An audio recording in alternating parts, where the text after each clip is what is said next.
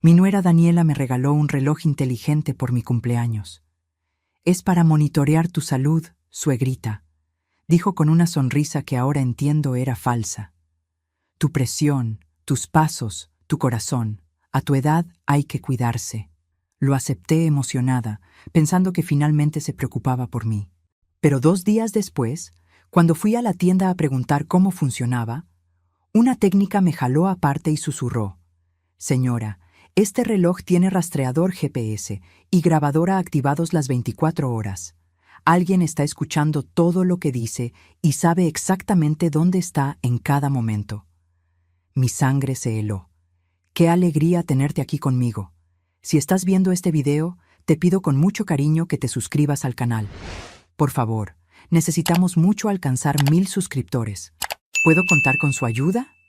Estamos construyendo una comunidad hermosa de mujeres fuertes. Su presencia es muy importante y su apoyo es esencial para nuestro trabajo, para que sigamos contando historias como esta. Cuéntame también en los comentarios desde dónde nos está escuchando. Nos emociona saber hasta dónde llegan nuestras historias. Salí de esa tienda tecnológica sintiendo que el piso se movía bajo mis pies. Miré el reloj en mi muñeca como si fuera una serpiente venenosa enrollada en mi brazo, pero no me atreví a quitármelo ahí mismo en la calle. La técnica, una joven de unos 25 años, con cabello corto y mirada preocupada, me había explicado con lujo de detalles que ese modelo específico del reloj no era el típico que se vende al público general. «Señora», me había dicho bajando la voz y mirando alrededor para asegurarse de que nadie escuchara, «este aparato tiene funciones de espionaje profesional. Normalmente solo lo usan empresas de seguridad privada, investigadores o personas que quieren vigilar a otras sin su consentimiento. El GPS está activo permanentemente, transmitiendo su ubicación exacta cada 30 segundos.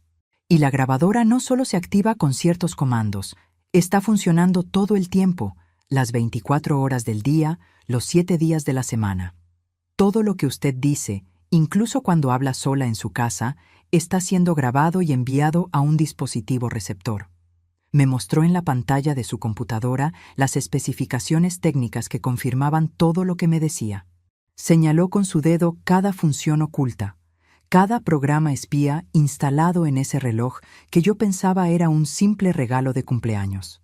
Caminé por las calles del centro comercial como zombi, mi mente trabajando a 1000 por hora, revisando cada conversación que había tenido con ese reloj puesto en mi muñeca durante las últimas 2 semanas.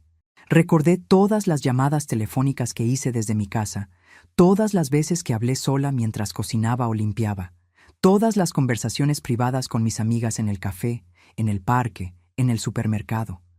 Y lo peor de todo, recordé todos los lugares a donde había ido, lugares que pensé eran privados, lugares que nadie sabía que visitaba. El banco donde guardo mis ahorros. La oficina del abogado donde consulté sobre mi testamento hace 3 semanas. La joyería donde vendí un anillo viejo para tener efectivo de emergencia. Todos esos lugares, todas esas conversaciones, habían sido monitoreadas, grabadas, rastreadas. ¿Pero por quién? ¿Por qué? Mientras manejaba de regreso a mi casa, mi mente empezó a conectar puntos que antes parecían inconexos, pero que ahora formaban un patrón aterrador. Recordé todas las veces en las últimas semanas que mi hijo Rodrigo había aparecido, casualmente, en lugares donde yo estaba. Una tarde que fui al banco a revisar mis estados de cuenta, Rodrigo apareció en el estacionamiento diciendo que pasaba por ahí y vio mi carro. Otra vez que fui a una cafetería nueva en el otro lado de la ciudad para reunirme con una vieja amiga. Rodrigo entró 20 minutos después, diciendo que alguien le recomendó ese lugar y quiso probarlo. Y hace una semana, cuando fui a una tienda de antigüedades en un barrio que nunca visito, ahí estaba Rodrigo otra vez, con la misma excusa de la casualidad. En ese momento pensé que eran coincidencias extrañas, pero ahora entendía que no había nada de casual en esos encuentros. Me estaban rastreando como a un criminal. Sabían exactamente dónde estaba en cada momento. Recordé también todos los comentarios que Daniela había hecho recientemente sobre cosas que yo nunca le conté directamente.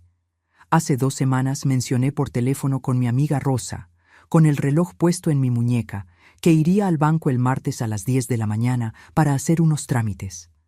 Esa misma tarde, Daniela me llamó preguntando con voz dulce: «Suegrita, ¿no ibas a ir al banco mañana? ¡Qué coincidencia! Yo también tengo que ir. ¿Quieres que vayamos juntas?». Yo le había respondido que no era necesario, que ya tenía todo organizado, pero ahora me daba cuenta de que ella sabía de mi cita en el banco, no porque fuera adivina, sino porque había escuchado mi conversación telefónica a través del reloj espía. Otro día comenté con mi vecina, mientras regaba las plantas en mi jardín con el reloj en la muñeca, que estaba pensando en donar algunos muebles viejos a una organización de caridad. Esa misma noche, Rodrigo apareció en mi casa sin avisar y empezó una conversación sobre la importancia de no deshacerse de las cosas de valor sin consultarlo con la familia primero. Me sentía violada, espiada, traicionada de una forma que nunca imaginé posible. Mi propia familia, la gente que se supone que me ama y me protege, me estaban vigilando como si fuera una enemiga, como si fuera alguien peligroso que necesita ser controlado. El terror se mezclaba con la rabia en mi pecho, una rabia que crecía con cada kilómetro que manejaba de regreso a casa. Pero junto con el miedo y la rabia, también sentía una curiosidad oscura y una determinación férrea. Necesitaba saber por qué me espiaban, qué estaban buscando, qué estaban planeando. Estacioné mi carro en la cochera y me quedé sentada unos minutos mirando el reloj en mi muñeca. Podía quitármelo ahora mismo, tirarlo, destruirlo, confrontar a Daniela y Rodrigo, pero algo me detuvo. Si me quitaba el reloj ahora, ellos sabrían que descubrí su espionaje. Se pondrían en alerta, cambiarían su plan, tal vez inventarían excusas y nunca sabría la verdad completa de lo que estaban tramando contra mí. Decidí en ese momento que no me quitaría el reloj. Al contrario, lo usaría. Si querían espiarme, perfecto. Les daría exactamente lo que buscaban, pero en mis términos. Empezaría a alimentarles información falsa, a decir cosas que no eran ciertas, a crear situaciones que me ayudaran a descubrir cuál era su verdadero objetivo. Esa misma tarde, después de calmarme un poco y preparar un té para tranquilizar mis nervios, comencé mi experimento. Me paré en medio de mi sala, mirando el reloj en mi muñeca, sabiendo que alguien al otro lado estaba escuchando cada palabra que dijera. Hablé en voz alta, clara, como si estuviera hablando conmigo misma, pero asegurándome de que el micrófono oculto captara cada palabra. «Mañana tengo que ir a hablar con el licenciado Méndez», dije mirando hacia la ventana como si estuviera pensando en voz alta. Me llamó para confirmar la cita a las 10 de la mañana. Necesito hablar con él sobre cambiar mi testamento. Es hora de actualizar algunas cosas, ver cómo están distribuidos mis bienes. Tal vez incluir esa fundación de animales de la que me hablaron. Sí, definitivamente mañana a las 10 voy a la oficina del notario. La verdad era que no tenía ninguna cita programada con ningún notario. No había hablado con ningún licenciado Méndez. Toda esa conversación era completamente falsa, inventada específicamente para ver cómo reaccionarían Rodrigo y Daniela. Si realmente me estaban espiando, si realmente estaban escuchando todo a través de ese reloj, entonces mañana pasaría algo. Tendrían alguna reacción a mi supuesta cita con el notario, y tendría mi respuesta sobre qué tanto me estaban vigilando y por qué. No tuve que esperar mucho para confirmarlo. A la mañana siguiente, exactamente a las 9 de la mañana, una hora antes de mi supuesta cita inventada, escuché que alguien tocaba a mi puerta con insistencia. Abrí y ahí estaba Rodrigo, mi hijo, con una sonrisa que intentaba parecer casual, pero que no alcanzaba sus ojos nerviosos. «Buenos días, mamá», me dijo entrando sin esperar invitación. «Pasaba por aquí de camino al trabajo y pensé en visitarte. ¿Tienes café?». Preparé café para ambos mientras él se paseaba por la sala con una ansiedad evidente que intentaba ocultar. Nos sentamos en la mesa de la cocina y durante los primeros minutos hablamos de cosas triviales: el clima, sus vecinos, un programa de televisión. Pero luego, como si fuera lo más natural del mundo, Rodrigo desvió la conversación exactamente hacia donde yo sabía que la llevaría. «Mamá, últimamente he estado pensando», dijo jugueteando con su taza de café. Sobre el futuro, sobre cómo tienes organizadas tus cosas. ¿Has pensado en actualizar tu testamento? Digo, han pasado años desde que papá murió. Las cosas cambian, las leyes cambian. Sería bueno asegurarse de que todo está en orden. Ahí estaba, la confirmación que necesitaba. Rodrigo sabía de mi supuesta cita con el notario porque había escuchado mi conversación falsa a través del reloj. Fingí sorpresa por su pregunta. ¿Por qué me preguntas eso justo ahora?, le dije observando cuidadosamente su reacción. Vi cómo se ponía nervioso, cómo buscaba palabras. ¿Qué más habían estado escuchando? ¿Qué tanto sabían de mi vida privada? ¿Y cuál era el verdadero motivo detrás de todo este espionaje? Mi nombre es Beatriz y tengo 65 años, que pesan como 100 después de descubrir que mi propia familia me espía. Soy viuda desde hace 7 años, desde aquel día en que mi esposo Fernando sufrió un ataque cardíaco mientras trabajaba en nuestro pequeño rancho que teníamos en las afueras de la ciudad. Fernando era el amor de mi vida, mi compañero durante 38 años de matrimonio. Cuando murió, me quedé sola con un rancho que ya no podía mantener y recuerdos que me ahogaban. Hace 3 años tomé la decisión difícil de vender el rancho. Un desarrollador quería el terreno para construir una zona residencial y me ofreció 4 millones de pesos por la propiedad completa. Fue una fortuna que nunca imaginé tener. Puse ese dinero en cuentas bancarias seguras, con inversiones conservadoras que me dan rendimientos mensuales suficientes para vivir bien sin preocupaciones. Además del dinero del rancho, tengo esta casa en zona urbana donde vivo sola.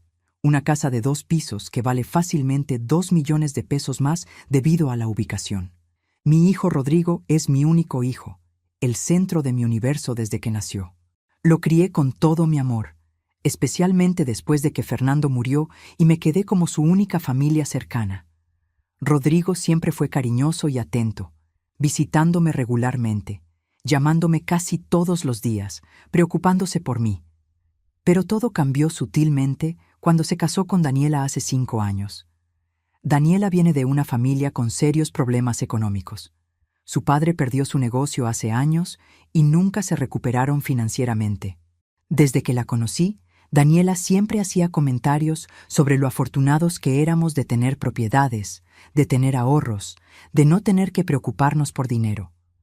Al principio pensé que eran comentarios inocentes, pero con el tiempo me di cuenta de que había una obsesión subyacente con el dinero de nuestra familia.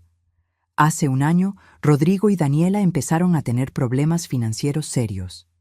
Rodrigo había invertido en un negocio con un socio que resultó ser un estafador. Perdieron mucho dinero.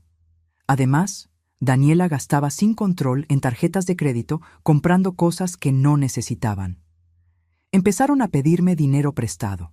Primero cantidades pequeñas, 5,000 pesos aquí, 10,000 allá. Luego, las cantidades fueron creciendo. 20,000, 50,000. Les he prestado ya más de 300,000 pesos en total durante este año. Dinero que nunca me devolvieron a pesar de sus promesas constantes de que lo harían el próximo mes. El reloj llegó hace exactamente 2 semanas, envuelto en papel de regalo brillante con un moño grande. Daniela me lo entregó con una sonrisa enorme durante mi fiesta de cumpleaños. «Es para cuidarte, suegrita», me dijo abrazándome, «para monitorear tu salud ahora que estás sola». Yo lloré de emoción, pensando que finalmente mi nuera se preocupaba por mí, que finalmente había aceptación y amor genuino. Ahora sé que ese reloj llegó justo después de que mencioné casualmente durante una cena familiar que estaba pensando en donar parte de mi dinero a una fundación de rescate animal que me encantaba. La expresión que vi en el rostro de Daniela ese día debió haberme advertido algo, pero yo estaba ciega de buena fe. Si te está gustando esta historia, por favor, asegúrate que ya estás suscrita al canal. Necesitamos alcanzar 1000 suscriptores. ¿Puedo contar con su apoyo a nuestro trabajo? Después de que Rodrigo se fue de mi casa esa mañana, todavía nervioso por mi supuesta cita con el notario que nunca existió, decidí que era momento de llevar mi experimento más lejos. Si querían información, les daría información. Información falsa que me ayudaría a entender exactamente qué estaban buscando y hasta dónde llegarían. Esa tarde llamé a mi amiga Rosa por teléfono.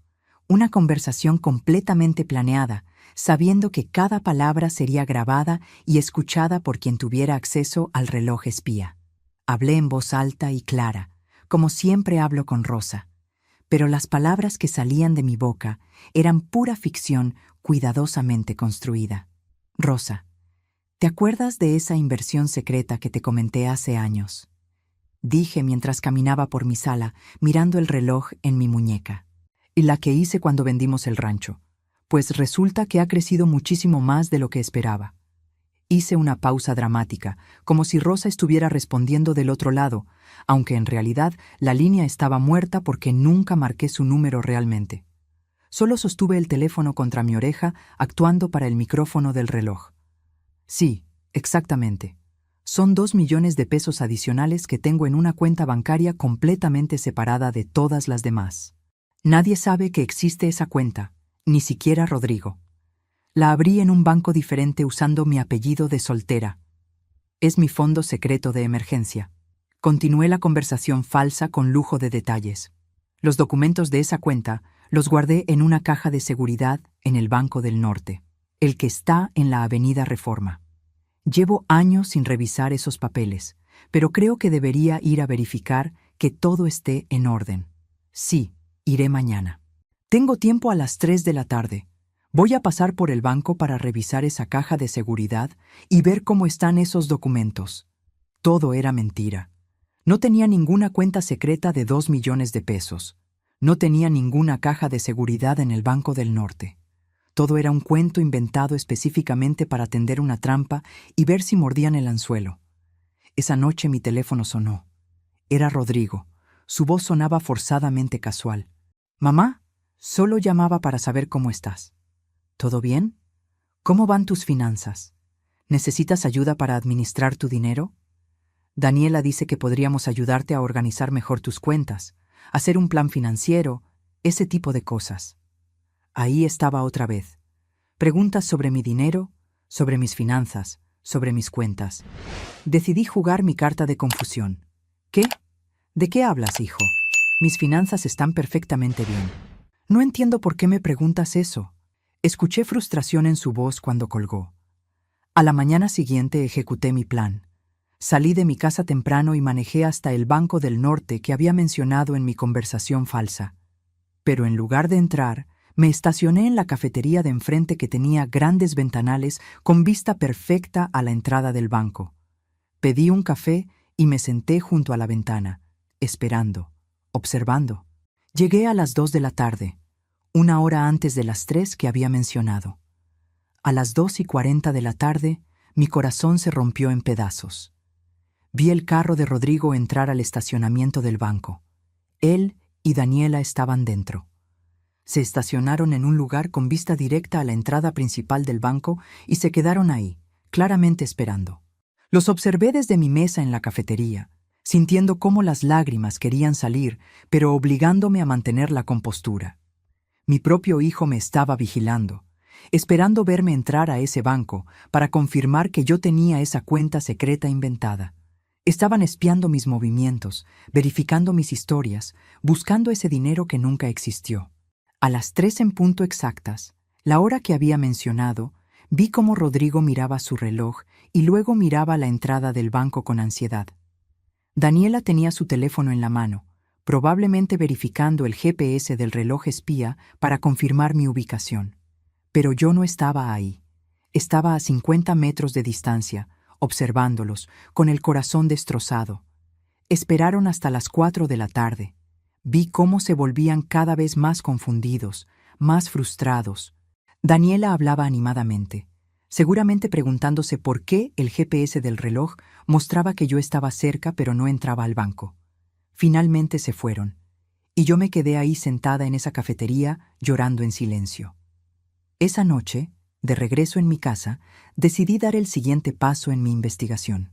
Me paré en mi habitación, frente al cuadro grande que tengo colgado en la pared. Un paisaje que Fernando me regaló en nuestro 20º aniversario. Hablé en voz alta, como si estuviera pensando en voz alta, sabiendo que el reloj grababa cada palabra. Debería mover esas joyas a un lugar más seguro, dije tocando el marco del cuadro. Nadie sabe que guardo las joyas valiosas de la abuela detrás de este cuadro. Es un escondite perfecto, pero tal vez debería cambiarlas de lugar. ¿Se atreverían a entrar a mi casa? ¿Hasta dónde llegaría su traición? ¿Y qué encontraría si los dejaba actuar? A la mañana siguiente me levanté temprano, con el corazón en la garganta, pero determinada a descubrir hasta dónde llegaba la traición. Me vestí y antes de salir de mi casa hablé en voz alta, asegurándome de que el reloj espía captara cada palabra con claridad. «Hoy voy a estar fuera todo el día», dije mientras tomaba mi bolsa y mis llaves. «Tengo citas con el doctor, luego voy a almorzar con unas amigas, después necesito ir al súper. No regreso hasta la noche, así que tengo mucho tiempo». Salí de mi casa, me subí al carro y manejé hasta la esquina. Pero en lugar de irme realmente a cualquier lugar, me estacioné en la casa de mi vecina doña Marta, una señora de 70 años con quien tengo muy buena amistad desde hace décadas.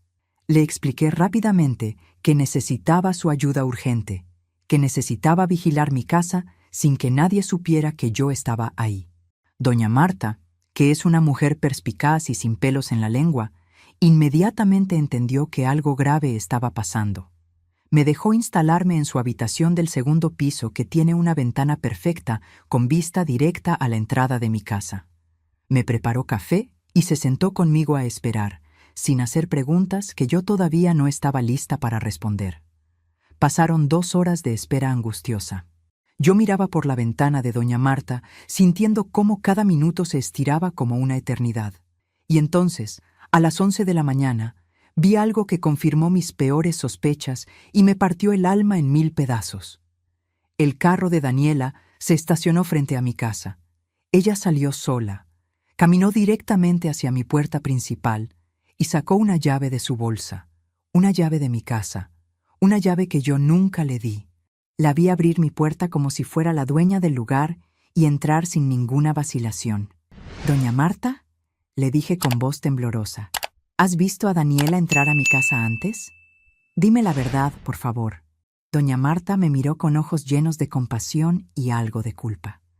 «Ay, Beatriz, no quería decirte porque pensé que tal vez tú le habías dado permiso. Pero sí, la he visto varias veces en los últimos meses. Entra cuando tú no estás, se queda como media hora, y luego se va con bolsas. Pensé que te estaba ayudando a limpiar o algo así. Sentí que el piso se abría bajo mis pies. Daniela había estado entrando a mi casa durante meses sin mi permiso, robándome quién sabe qué, violando mi privacidad de la forma más descarada. 30 minutos después, vi a Daniela salir de mi casa cargando una bolsa de tela grande que parecía pesada. Se veía satisfecha, casi sonriente, mientras metía la bolsa en la cajuela de su carro y se iba como si nada.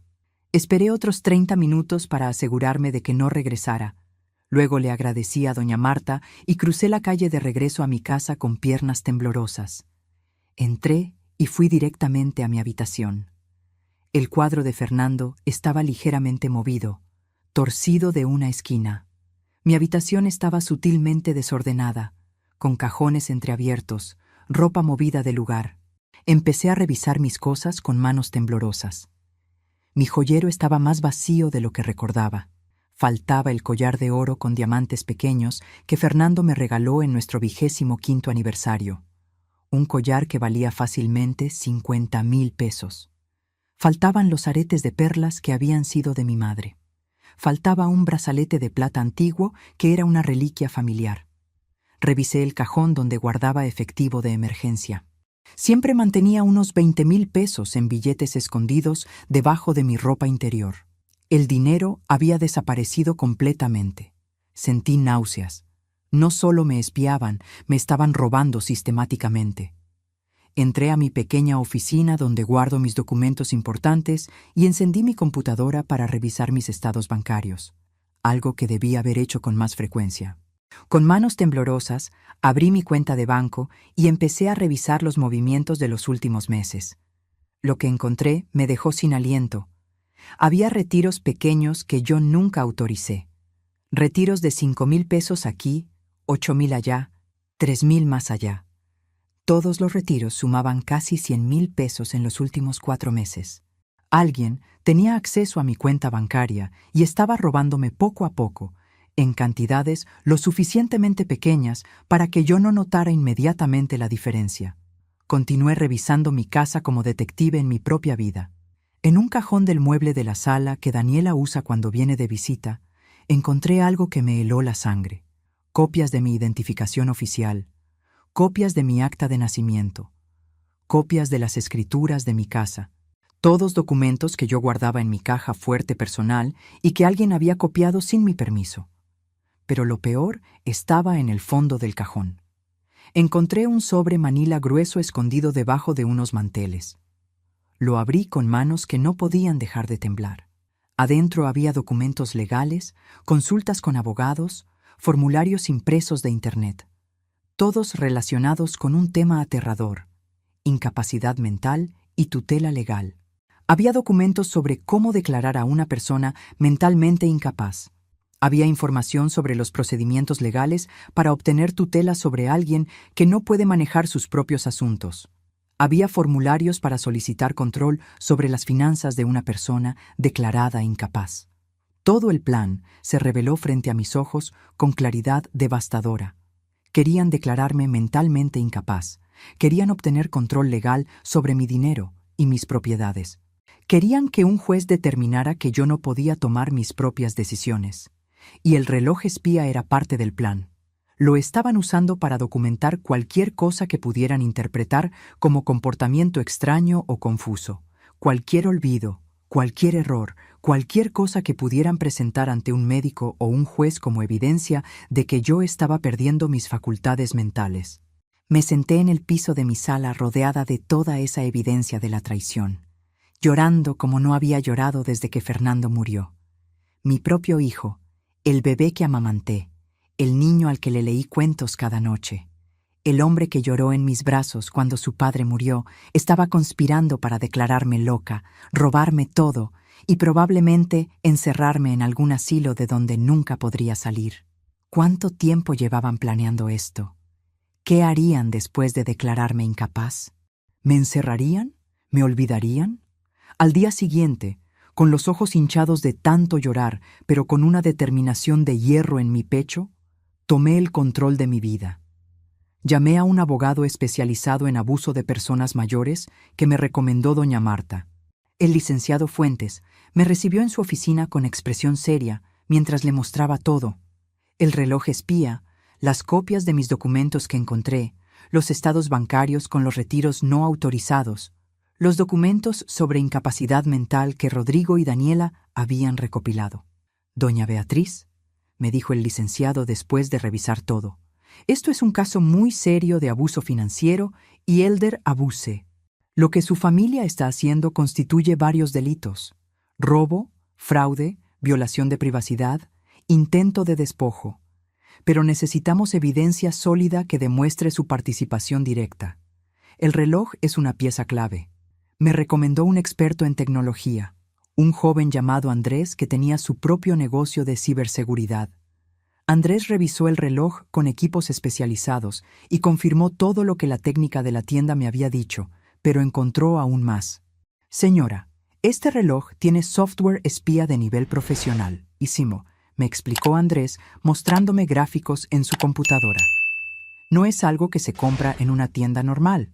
Alguien pagó mucho dinero para instalar este sistema. El GPS transmite su ubicación cada 30 segundos. La grabadora ha estado funcionando continuamente durante 2 semanas. Y encontré algo más. Hay un programa que detecta palabras clave.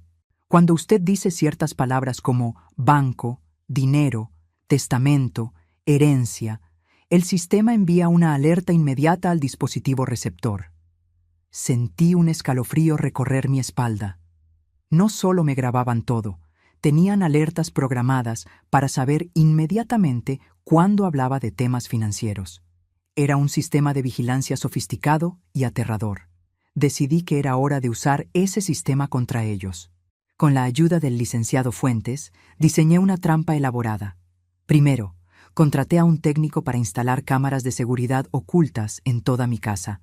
cámaras que Rodrigo y Daniela no conocían y no podían ver.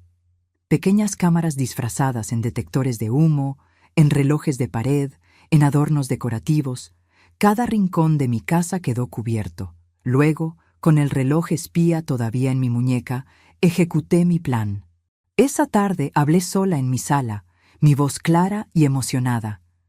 No puedo creer que finalmente alguien quiere comprar mi casa por un precio tan bueno, dije paseándome por la sala. 3 millones de pesos en efectivo. El comprador es un empresario que quiere pagar todo en efectivo para evitar impuestos. Me dijo que traerá el dinero el viernes a las 6 de la tarde. Dice que quiere cerrar el trato rápido. Voy a guardar el dinero en mi caja fuerte hasta el lunes, que puedo ir al banco a depositarlo. Qué bueno que estaré sola en casa el viernes. Así puedo recibir al comprador con tranquilidad. Todo era mentira, por supuesto. No había ningún comprador. No había ningún trato. Era pura ficción diseñada para atraer a Rodrigo y Daniela a una trampa. El viernes llegó y yo estaba lista. A las 5:30 de la tarde, con el reloj espía en mi muñeca, hablé en voz alta. Bueno, voy a la tienda rápido a comprar algo para la cena. El comprador no llega hasta las 6, así que tengo tiempo. Salí de mi casa, me subí al carro y manejé a la vuelta de la esquina. Luego me estacioné y caminé de regreso a la casa de doña Marta. Me instalé en su habitación con mi teléfono conectado a las cámaras de seguridad que había instalado en mi casa. Podía ver cada habitación en tiempo real desde la pantalla de mi teléfono. A las 6 en punto exactas, mi teléfono mostró movimiento. Daniela entró a mi casa usando su llave robada. La vi en la pantalla caminar directamente hacia mi habitación, directa hacia donde estaba mi caja fuerte. Y lo que vi después me confirmó algo aterrador. Ella sabía la combinación de mi caja fuerte. La abrió en el primer intento. ¿Cómo? ¿Me habían estado espiando tanto tiempo que me vieron marcar la combinación? ¿Habían instalado cámaras antes que yo? Daniela buscó frenéticamente dentro de la caja fuerte, sacando documentos, revisando cada papel. Al no encontrar ningún dinero en efectivo, sacó su teléfono y llamó a alguien. El audio de mi cámara oculta capturó cada palabra. No hay nada, Rodrigo, no hay dinero. Tu madre mintió otra vez o está más senil de lo que pensamos, dijo Daniela con frustración evidente en su voz. Escuché la voz de Rodrigo del otro lado, aunque no tan clara. Daniela respondió: Entonces tenemos que acelerar el proceso legal. Ya llevamos meses en esto.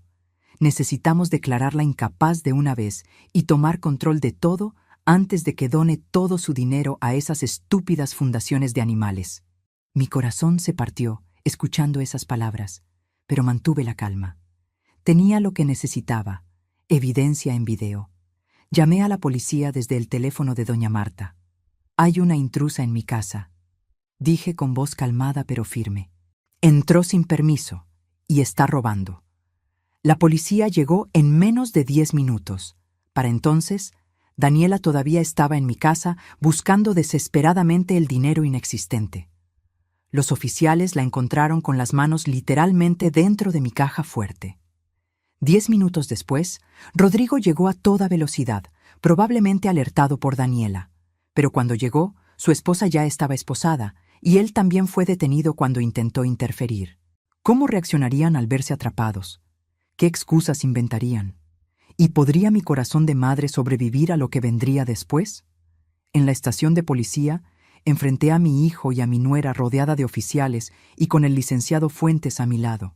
Las cámaras de seguridad habían capturado todo: la entrada ilegal de Daniela, su manipulación de mi caja fuerte, su conversación telefónica admitiendo el plan de declararme incapaz. El reloj espía había sido analizado por expertos policiales que confirmaron todas las funciones de vigilancia. Los retiros bancarios no autorizados fueron rastreados hasta una tarjeta clonada de mi cuenta. La evidencia era abrumadora e innegable. Al principio intentaron culparse mutuamente. Daniela decía llorando que todo había sido idea de Rodrigo, que ella solo seguía órdenes, que tenía miedo de él. Rodrigo decía que Daniela lo había manipulado, que él nunca quiso hacerme daño, Pero cuando les mostraron las grabaciones de sus conversaciones telefónicas capturadas por las cámaras de mi casa, cuando les mostraron los mensajes de texto entre ellos, planeando cada detalle, no les quedó más remedio que enfrentar la verdad. Después de horas de interrogatorio, Rodrigo finalmente se derrumbó.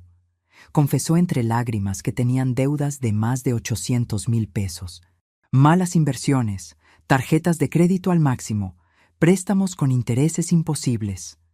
Estaban desesperados, ahogándose financieramente, y vieron mi dinero como su única salvación.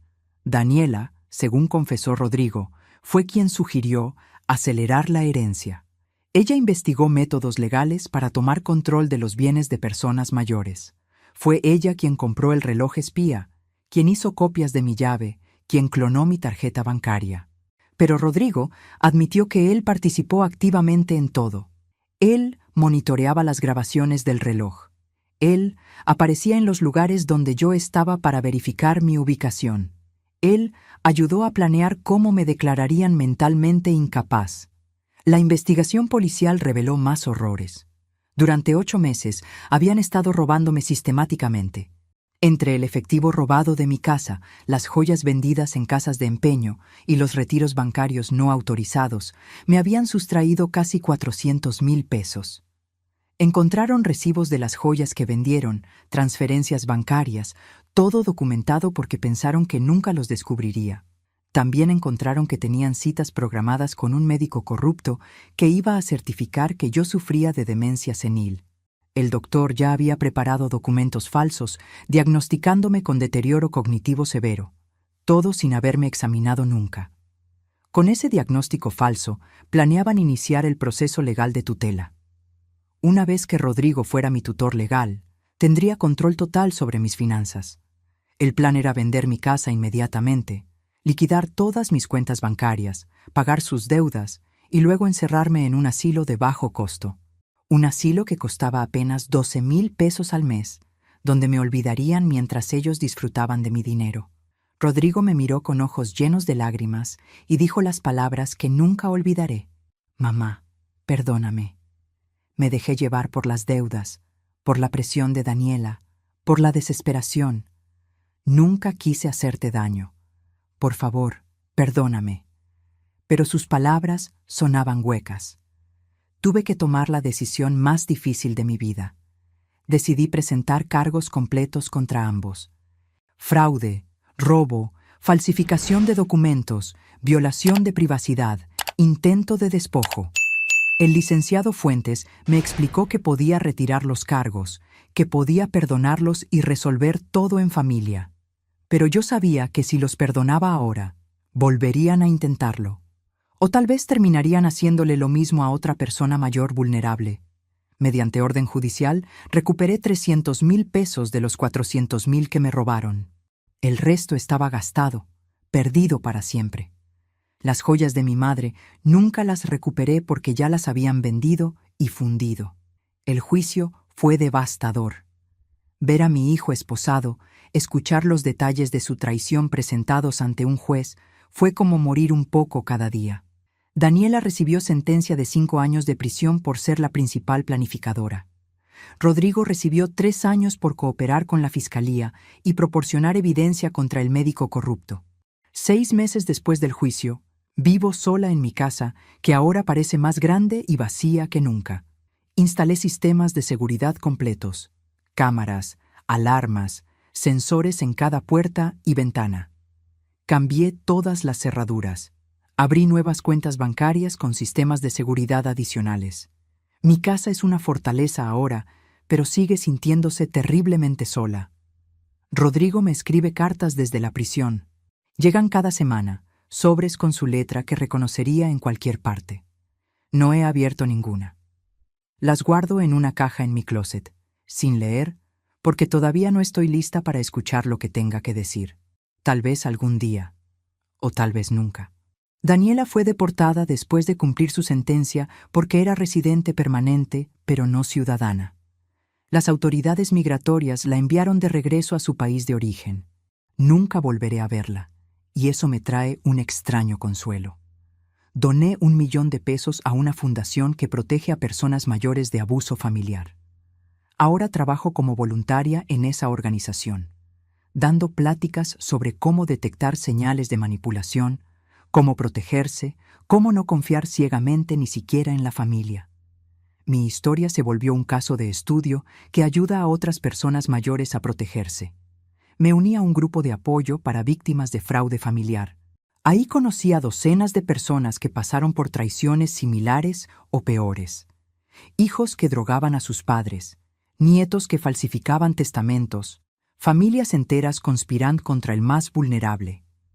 Escuchar sus historias me ayudó a entender que no estaba sola, que no fue mi culpa, que el amor de madre no nos obliga a permitir que nos destruyan. Ahora uso un reloj diferente, uno simple que solo marca las horas y los minutos. Cada vez que lo miro, recuerdo que el tiempo es lo único que no podemos recuperar. El tiempo que perdí confiando en quien no debía. El tiempo que pasé siendo espiada sin saberlo. El tiempo que mi hijo eligió planear mi destrucción en lugar de simplemente amarme. Mi nuera me regaló un reloj para espiarme. Mi hijo, el bebé que amamanté cuando lloraba de hambre, el niño que consolé en cada pesadilla, el hombre que lloró en mis brazos cuando enterramos a su padre, usó ese reloj para planear cómo robarme todo y encerrarme. Cada vez que me decía, te quiero, mamá, era mentira. Cada abrazo era cálculo frío.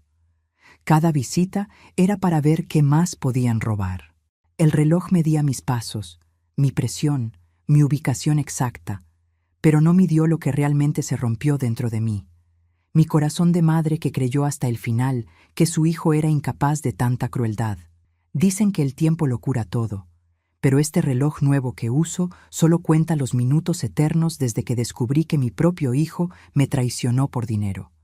Lo perdonaré algún día, no por él, sino por mí, porque cargar este odio me destruye más que lo que él me hizo. Pero esa relación murió el día que una técnica me dijo que mi regalo de cumpleaños era un dispositivo de espionaje.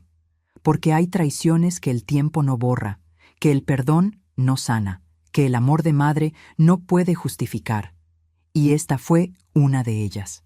Hoy uso otro reloj, uno que solo mide el tiempo y nada más.